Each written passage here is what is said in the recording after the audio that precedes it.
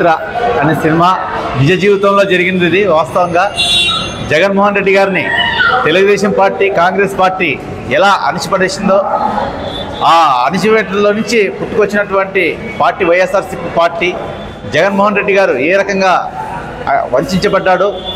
ఆయన ప్రజల్లోకి వెళ్ళి వాళ్ళ నాన్నగారు అయినటువంటి రాజశేఖర రెడ్డి గారు ప్రజలకు ఎలా సేవ చేశారో, ఆయన రాజశేఖర రెడ్డి చనిపోయిన తర్వాత దాదాపు 600 కుటుంబాలు చనిపోవడం, రాజశేఖర రెడ్డి గారిని మరవలేక వాళ్ళ కుటుంబాలందరూ కూడా జగన్మోహన్ రెడ్డి గారు పరామర్శించడానికి వెళ్తే అప్పుడున్నటువంటి కాంగ్రెస్ పార్టీ ఆ యాత్రను అడ్డుకోవడం జరిగింది.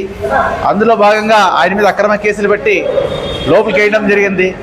ఆయన అవన్నీ ఏది కూడా లెక్క చేయకున్నట్లు ఆ కాంగ్రెస్ పార్టీకి ఆ పార్టీ సభ్యత్వానికి రాజీనామా చేసి ప్రజల్లోకి వెళ్ళి మళ్ళీ సొంతంగా వైఎస్ఆర్సీపీ పార్టీ స్థాపించి ముందుకు రావడం జరిగింది. ఈరోజు ప్రజల్లో నిత్యం ఉంటూ ప్రజలకు ఏ రకంగా కష్టాలు వస్తే నిలబడి సేవ చేయాలనే దాని మీద ఈ యాత్ర సినిమా తీయడం జరిగింది.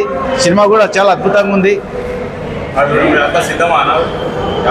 రేపు 2024 వచ్చే ఎన్నికల్లో సిద్ధం అంటే పెత్తందారులకు ప్రజలకు మధ్య జరిగే యుద్ధంలో ప్రజల పక్షం నిలబడి 2024లో 175కి 170 సీట్లు జగన్మోహన్ రెడ్డి గారు సాధించబోతున్నారు.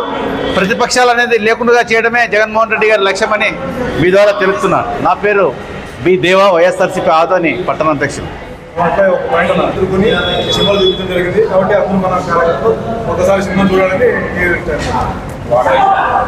ఒకసారి మనం వైఎస్ఆర్సీపీ పార్టీ శ్రేణులు ప్రజలు కూడా అందరూ కూడా చూడాలి. ఎందుకంటే చంద్రబాబు నాయుడు నీచమైన కుట్ర, కాంగ్రెస్ పార్టీ ఎలాగైతే కుట్రలు చేసి ఆ రోజు జగన్మోహన్ రెడ్డి గారిని అణచివేశారు, అందరూ కూడా ఈ సినిమాను చూసి కొంచెం ప్రజలందరూ కూడా చైతన్యవంతులై 2024లో ప్రజా పార్టీ అయినటువంటి వైఎస్ఆర్సీపీ పార్టీని మనం గెలిపించుకొని అందరూ కూడా జగన్మోహన్ రెడ్డి స్ఫూర్తితో ముందుకు వెళ్లాల్సిందిగా పార్టీ శ్రేణులందరూ కూడా పిలిపిస్తూ ముందుకెళ్ళడం జరుగుతూ ఉంది.